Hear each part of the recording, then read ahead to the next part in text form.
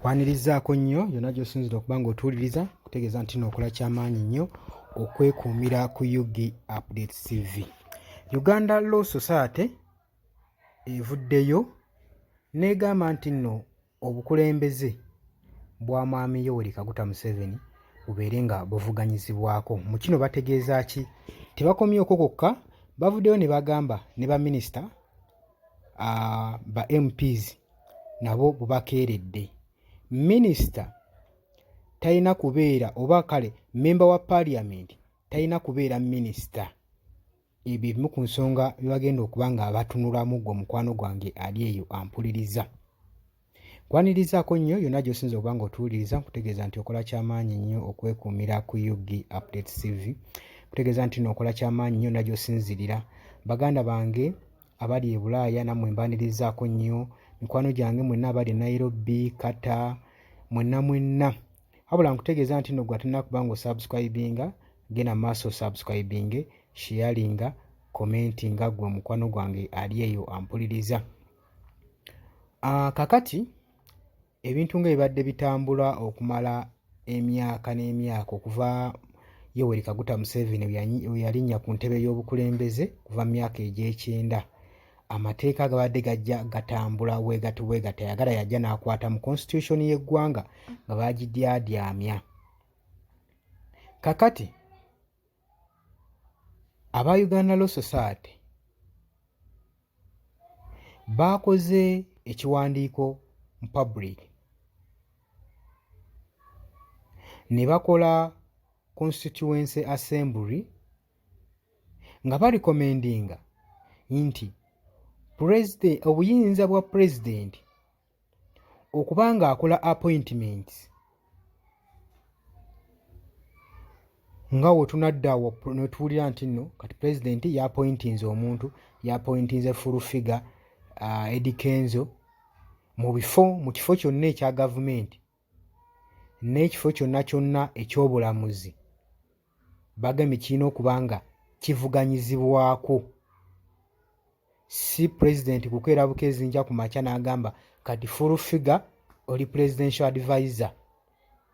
Ensonga eno bagitunuddemu ne balaba eggwanga ne balaba wa wekitadde eggwanga mu ngeri y'oddiseereza ku ttaka.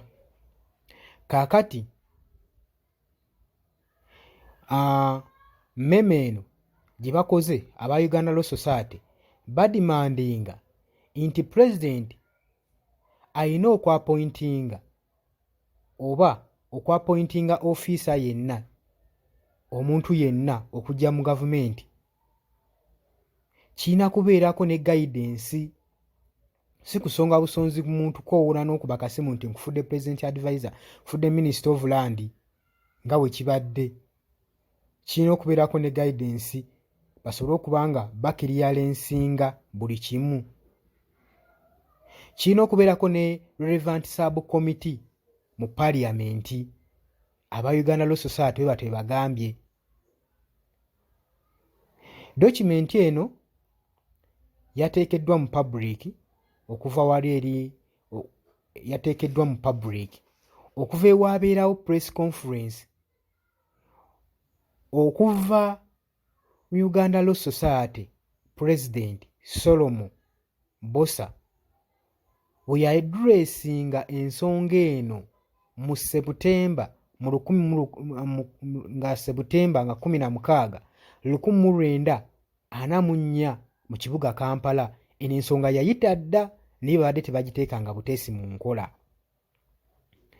Tujjukira bulungi ogwo omwaka aba Uganda Law Society batugamba nti nno abalala ba members abaakiika abakulembeze mu ULS Uganda Law Society abaatendinga press conference eyo omwaka ogwo mwalimu Mr. John Matovu, ono nga ye treasurer, mwalimu Mr. John Matovu era ono yalinga treasurer, mwalimu ne Mr. Wester Byamugisha, ono yali chairman in charge of General Purposes Committee.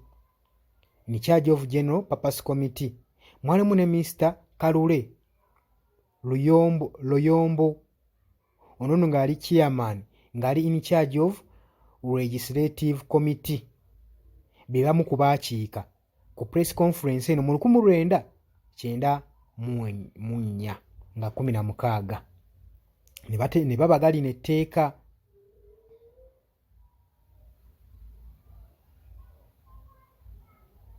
Eno nno memo yaleeteddwa okusinziira ku events ezibadde zigenda mu maaso mu constitution, nga constitution ya Uganda ne requirements ezirimu zidimandinga kinene nnyo, naddala ku president appointment cabinet ne state ebadde edimandinga naddala mu appointment cabinet ne mu state ministry okubanga baba approvinga okubanga mu parliament balina okubanga baapprovingibwa ne parliament. President bonna banokolayo n'asongako, ba state cabinet bonna ba state ministers, cabinet yonna erina sooka ku approvingibwa ne parliament. Eno document yagenze wala nnyo n'eraga nti Uganda Law Society yali eyagala kuleetawo constitution esobole okubanga eggalawo obanga ba endinga practice eno enkola eno yo appointinga ba MPs okujja mu cabinet, okujja mu bifo byonna mu cabinet mu government mu ngeri ey'ekyenoonero. Uganda Law Society erecommendinga nti abo bonna abanaabeera basongeddwako okutwalibwa mu cabinet positions, ebifo byonna mu kifo kye banaaba bakutaddemu, bajja kuba bavacatinga, bajja kuba bavaamu, bajja kuba bava mu parliamentary seats zaabwe. Oyo yenna anaabeera asongoddwako ajja kubanga ekifo ekyo akivaamu bunnambiro nga n'akatayi tekannasala. Uganda Law Society bwetyo bwegambye. Agamba ba members of parliament balina okuba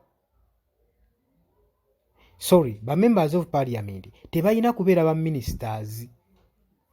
Yawula ba ministers ne ba member of parliament, ba MP. Ba member of parliament basooka kulondebwa, balondebwa bantu ba civilian. Akalulu kano nga tugenda mu kalulu k'obukulembeze wetulonda ba ministers, ba MPs beewammwe. Kati nga olayo mulonda Sewanyana, Segirinya, oba okitegeera.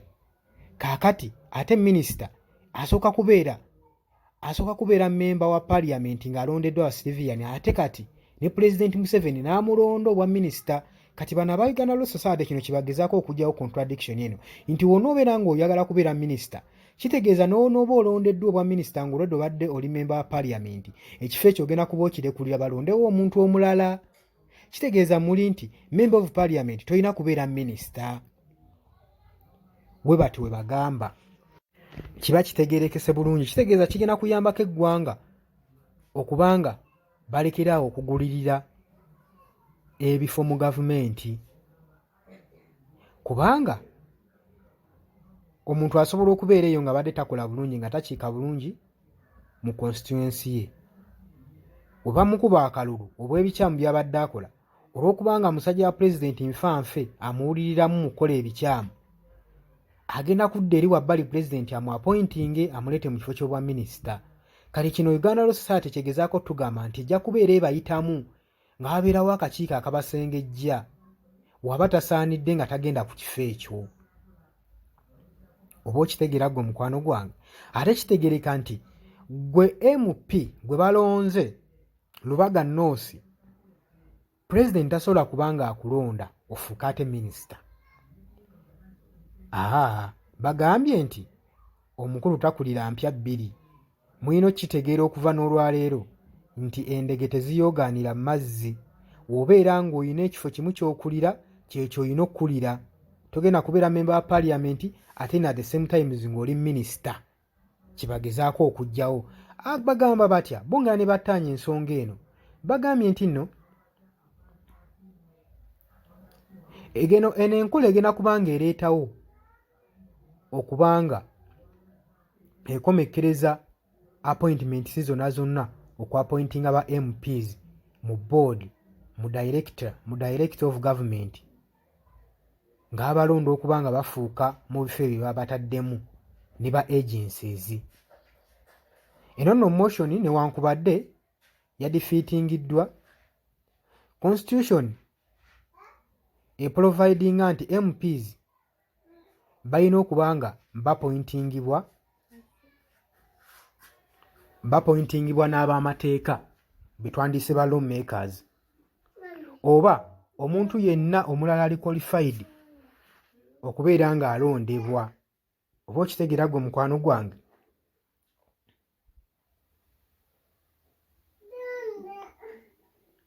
Era mu ngeri yemu Uganda Law Societies kale ezo ze zimu ku nsonga za Uganda Law Society zabadde raising mu motion yaayo, newankubadde abasinga tebagirabye mu mulamwa, naye kyabadde kintu kya makulu nnyo gwe mukwano gwange ali yampuliriza. Naye era ng'enyo y'amaaso n'okutegeeza nti no teweerabira ku subscribinga ku UG Updates TV, tubeere nga tukuupdatinga ku buli kimu ekigenda mu maaso mu ggwanga lyaffe Uganda gwe mukwano gwange ali yampuliriza. Kutegeeza nti baganda bange abali e Bulaaya, Nairobi, Kenya, mwenna mbalamusizaako nnyo, abali e Dubai, abali ku Kyeyo, abali e Saudi Arabia, baganda bange mwebale kuwuliriza, mubale kubeerako. Kutegeeza nti nabapya organic bakugamba nti no olina ekirwadde ekikutawaanya, olina ebizimbe mu lubuto omukyala, olina ulcers, bakubireko ku noti 7711 noti 7778 sorry noti 7778 11 35 97 ne ku noti 7 noti 47 91 7 noti 8 bebapya organic bagambye tokkiriza kulongoosa bizimba ng'ate basobola okuwa eddagala ebizimbe ebyo ne bivaamu. Gwalumizibwa ekirwadde ekya ulcers, lekeraawo ogende mu maaso n'okubbibwa ssente zo, kubira abapya organic obasabe eddagala lya ulcers bajja kubanga bakuyambira ddala bulungi nnyo ku mukwano gwange ali eyo ampuliriza. Tubaagala nnyo, mukulikeeyo ku weekend, nkiwe bagendedde bukwakku